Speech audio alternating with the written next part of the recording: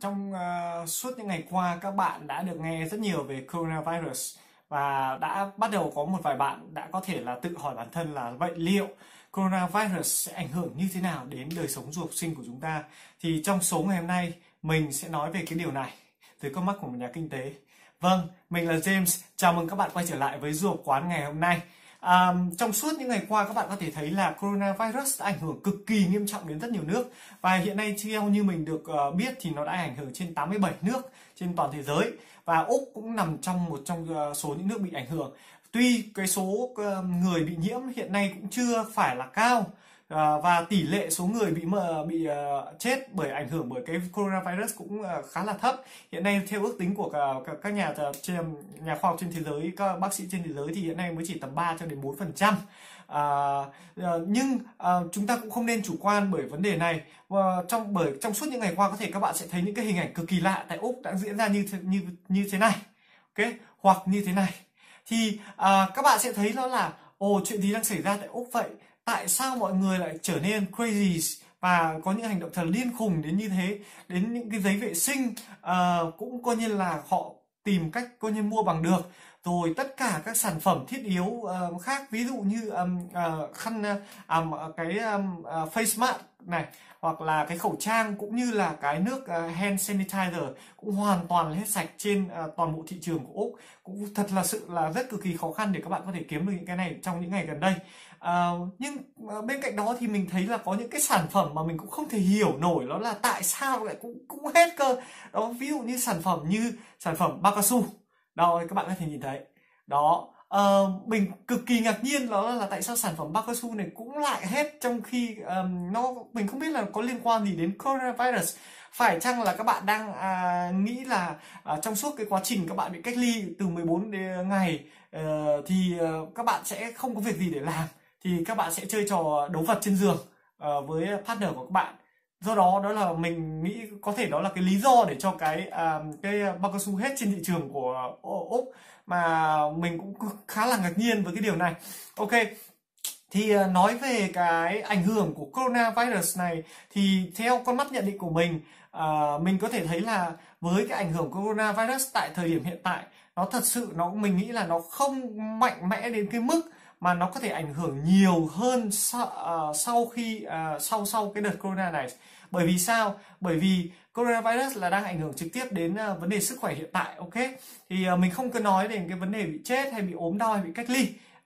như các bạn đã thường nghe ở trên TV làm gì, mà mình sẽ nói một chuỗi ảnh hưởng dây chuyền sau những cái hoạt động bị cách ly như vậy, và nó ảnh hưởng như thế nào đến nền kinh tế. Và cái nền kinh tế này thật sự nó đã tác động trực tiếp đến đời sống của tất cả một cái du học sinh, mà nếu như những người nào chưa từng trải qua, cũng như những người nào mà thật sự là chưa bao giờ nghĩ đến, thì có lẽ các bạn nên nghĩ đến ngày hôm nay. Ok,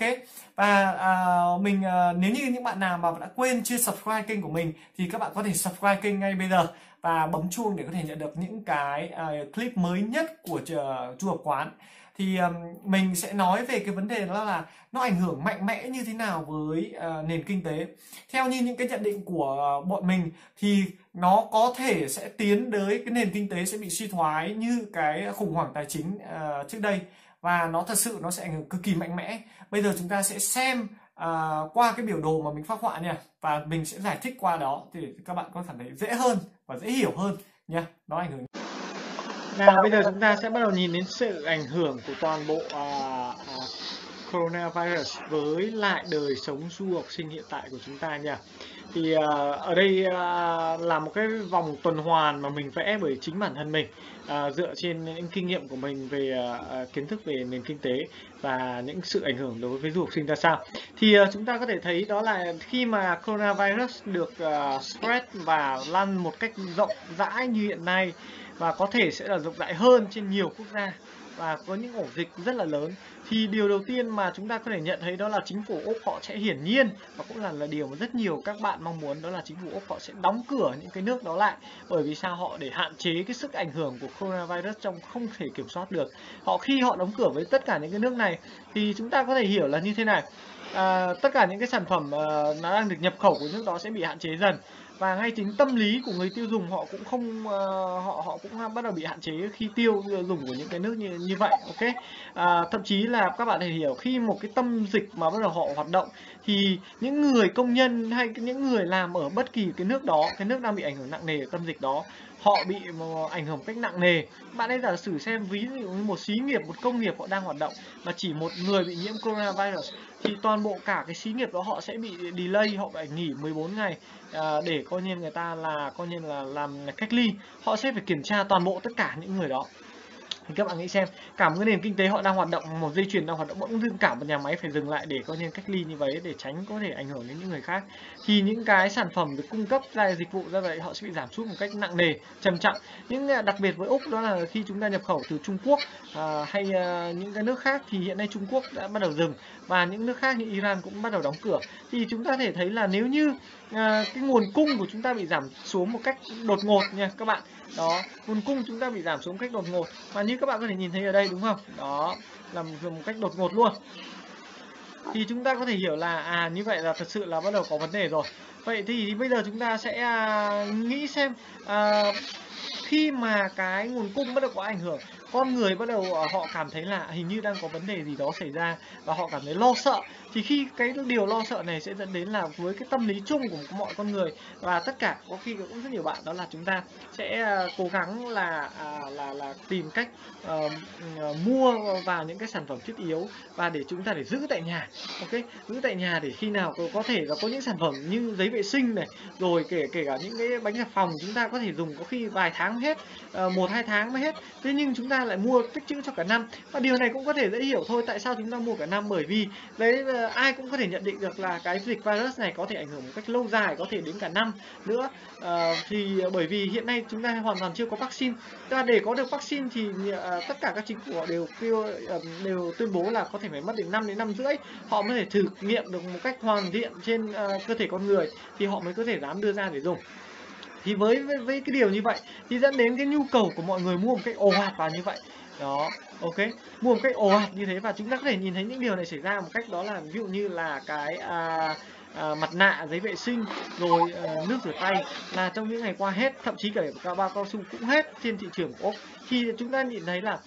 supply nhà cung cấp thì giảm mà nhu cầu mua bỗng dưng tăng gấp đôi, gấp 3 lần, thậm chí gấp 5 lần. Ok, vậy thì điều này diễn ra nó sẽ làm ảnh hưởng gì đến du học sinh chúng ta? Thì hiển nhiên đó là với những nhà cung ứng mà hiện tại còn những nào họ có sản phẩm, có hàng đi nữa thì họ bị quá tải bởi số lượng người đến tìm hiểu quá nhiều, và cũng bởi vì một phần cũng bởi vì lợi nhuận hiện tại có đôi khi cũng do cái lúc họ nhập vào bị tăng, thì điều này dẫn đến một cái điều là giá cả họ sẽ phải tăng. Ok, giá cả họ phải tăng để họ cân bằng với cái nhu cầu hiện nay của thị trường, cũng có thể nó là do cái đầu vào của họ bị cao như chúng ta có thể nhìn thấy. Thì cái điều tăng này nó diễn ra một cách điên rồ như thế này, đó là điều chúng ta có thể hiểu là những cái đồ giá cả trước đây chúng ta chỉ mua 1 đồng thì khi bây giờ chúng ta phải trả 5 đồng. Cái khẩu trang của chúng ta trước đây mua 2,5 đồng đến 3 đồng một bịch 50 cái thì bây giờ thị trường không có, nên ra có nhiều bạn họ mua về họ tích trữ và bây giờ bắt đầu đôi khi họ vác ra để họ bán. Bạn có thể thấy trên thị trường hay eBay họ bán thậm chí bây giờ là lên đến 100 hoặc 150 đô một cái bịch là 50 cái, mà trước kia họ chỉ mua có 3 đồng. Ok, các bạn có thể nhìn thấy một cái giá nó tăng một cách đột ngột vào chóng mặt như vậy. Thậm chí ngay cả những sản phẩm như nước rửa tay thì chúng ta không có, thì có nhiều bạn bây giờ thậm chí một nửa lọ đang dùng dở cũng có người được hỏi để mua lại. Thì các bạn thấy đấy là đấy là nhu cầu tăng một cách điên rồ như đến mức như thế, thì hỏi tại sao mà cái giá nó không tăng lên được. Ok, ở đâu mà có nhu cầu thì ở đây giá cả tăng. Tất cả các sản phẩm như thậm chí ngay cả những nơi các bạn đang làm, bạn cũng thể nhìn thấy là giá dịch vụ như bát phở hay là giá dịch vụ họ sẽ tăng. Họ tăng bởi vì các cái sản phẩm họ nhập vào cũng sẽ tăng. Ok, thì đi kèm với việc giá cả tăng này thì chúng ta có thể hiểu đến là có một cái điểm thiết yếu nữa hiện nay nha. Đó, điểm thiết yếu hiện nay đó là jobs sẽ bị giảm. Đó, tỷ lệ thất nghiệp bắt đầu tăng cao, những người đang có việc sẽ bị mất việc. Ok, bạn có thể hiểu lý do tại sao họ bị mất việc, đó là khi mà cái coronavirus này nó ảnh hưởng một cách nặng nề đến toàn bộ các ngành như dịch vụ, ngành công nghiệp, hay là thậm chí đó một cái xí nghiệp phải đóng cửa, hay là không có ai đến khách sạn nhà hàng để ăn uống nữa, rồi ngay cả người ta cũng không đến chỗ để các bạn để làm nail. Thì các bạn thử xem, bởi vì cái tâm lý chung họ sợ, họ không muốn tiếp xúc với những chỗ đông người. Thì như vậy là toàn bộ những người mà hiện nay đang có việc họ sẽ phải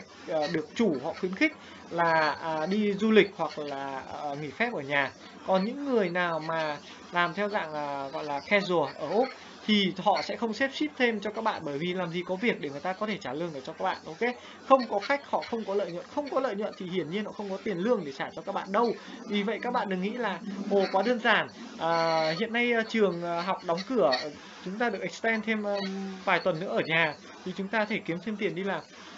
Thì các bạn phải hiểu như thế này, có rất nhiều các bạn du học sinh qua đây đôi khi là cái tiền đi học, tiền đóng học là các bạn cố gắng đi làm thêm để đóng thêm học, phụ hỗ trợ bố mẹ các bạn. Thì hiện nay tại sao mình nói nó ảnh hưởng đến chúng ta? Ok, đó là chính là chúng ta bị thất nghiệp. Thất nghiệp có nghĩa là hoặc là làm nhưng rất ít, không bằng so với ngày xưa. Thì bởi vì chủ họ không thể có đủ tiền lương để trả cho các bạn, đâm ra là họ đành phải cắt giảm bớt các công việc của các bạn đi. Đó, các bạn có thể nhìn thấy một cái sức ảnh hưởng nặng nề đến với du học sinh luôn, chứ không chỉ có đơn giản là như các bạn đã từng nghĩ là coronavirus chỉ ảnh hưởng đến sức khỏe của người già. Hiển nhiên đúng như các bạn nói, nó chỉ ảnh hưởng đến những người già và sức khỏe, sức đề kháng yếu. Thế nhưng với nó một ảnh hưởng một cách gián tiếp đến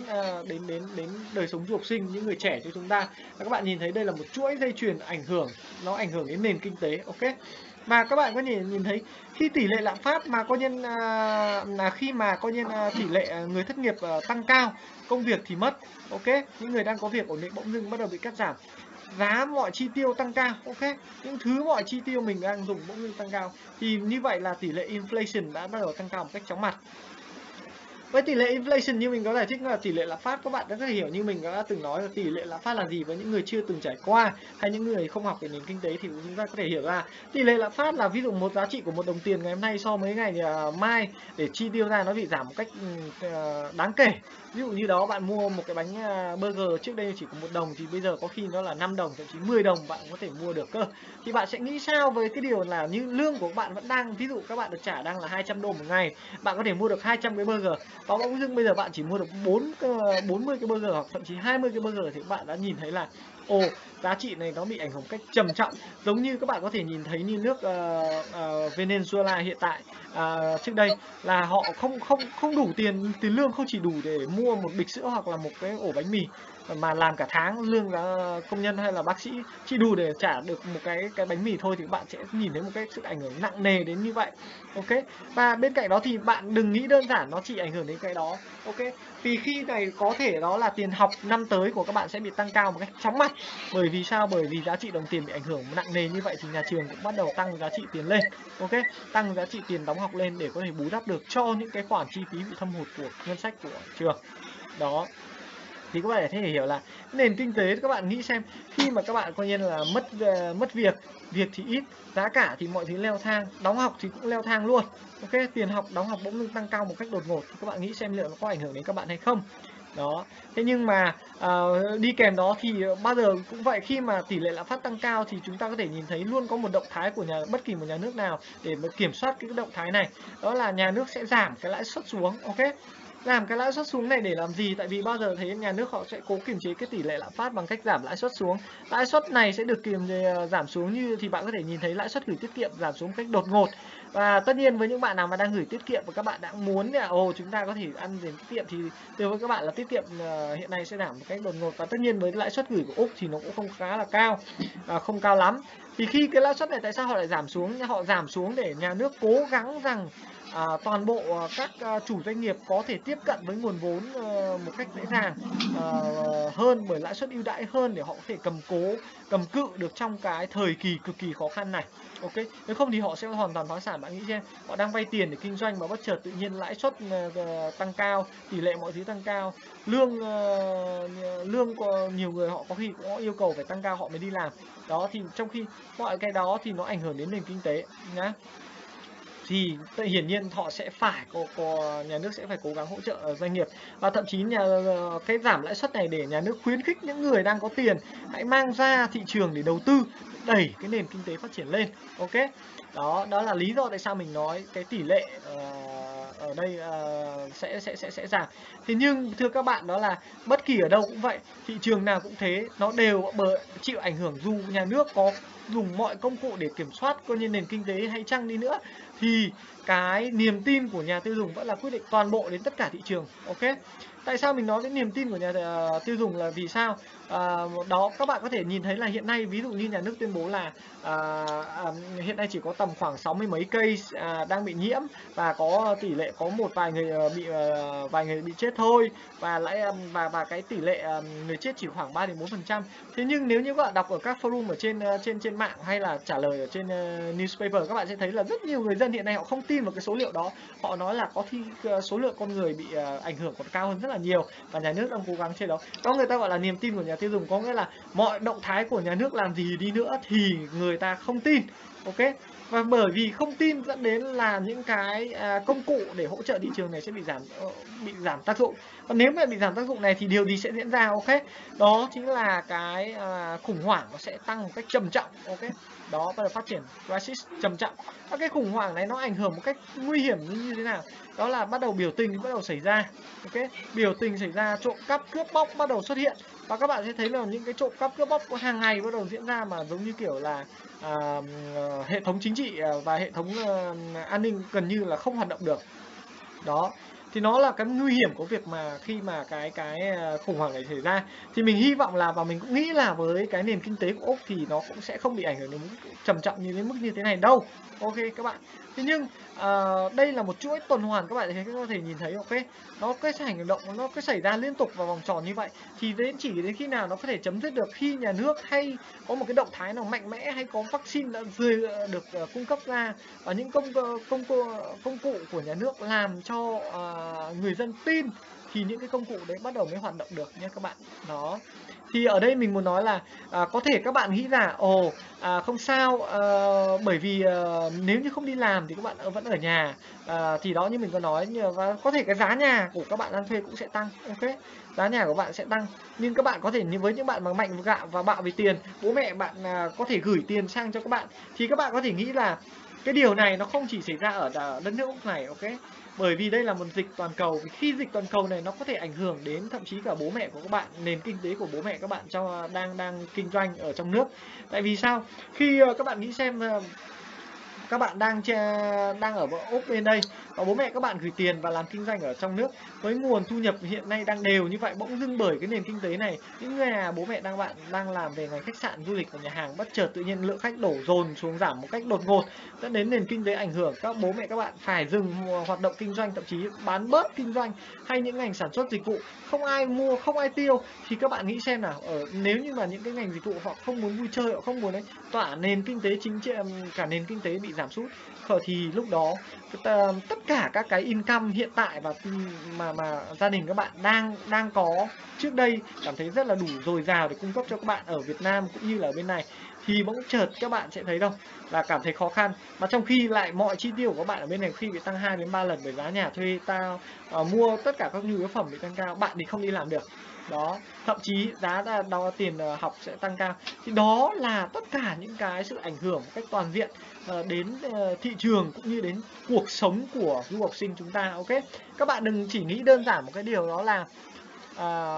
ok, nó chỉ ảnh hưởng đến sức đề kháng hay là ảnh hưởng đến sức khỏe của chúng ta trong một thời gian ngắn, bởi vì nếu như cái này, nếu như nó cứ tiếp diễn một cách lâu dài như nhận định như vậy, thì nó có thể ảnh hưởng đến cả một năm, và cái này nó ảnh hưởng như vậy, nó ảnh hưởng một cách lâu dài, nó ảnh hưởng đến cả nền kinh tế của toàn thế giới, nó sẽ làm đến một cuộc khủng hoảng kinh tế, và cái nền khủng hoảng kinh tế này một khi nó đã đánh vào đến kinh tế thì có thể các bạn chưa phải để ý, thì nó sẽ ảnh hưởng một cách mạnh mẽ đến tất cả những nền kinh tế của bố mẹ các bạn ở trong nước nhé. Đó là lý do tại sao mình nói là nó có ảnh hưởng mạnh mẽ đến chúng ta, kể cả về vấn đề sức khỏe nha các bạn. Ok, vậy đó là tất cả những gì mình muốn nói về cái coronavirus này, nó ảnh hưởng như thế nào đến đời sống du học sinh của chúng ta. Quả thật đó là chúng ta hiện nay, nếu những gì chúng ta có thể làm được hiện nay thì có lẽ là mình nghĩ là các bạn chỉ cố gắng giữ gìn sức khỏe, nâng cao sức đề kháng của cơ thể và ăn uống đầy đủ đúng chất để làm cho chúng ta không bị mắc bệnh này, và thường xuyên rửa tay với hand sanitizer. Đó cũng là những khuyến cáo của chính phủ hiện nay đối với tất cả các du học sinh tại Úc. Và các bạn cố gắng tránh không đến những chỗ đông người, tránh tụ tập. Bởi vì sao? Cho các bạn hãy nghĩ xem, nếu như các bạn bị ốm thì quả thật là bố mẹ của các bạn ở tại Việt Nam hay ở nước ngoài cũng hết sức là lo lắng trong quá trình mọi người cũng đang vật lộn chiến đấu để cố gắng có một cái nền kinh tế ổn định để có thể cung cấp được tiền sang đây cho các bạn. Thì các bạn cố gắng đừng để cho bố mẹ của mình phải lo lắng quá nhiều. Ok, chúc các bạn có một sức khỏe thật là tốt trong mùa dịch này, và hãy subscribe kênh của mình nếu như các bạn thật sự thích clip này nhé. Ok, thanks các bạn.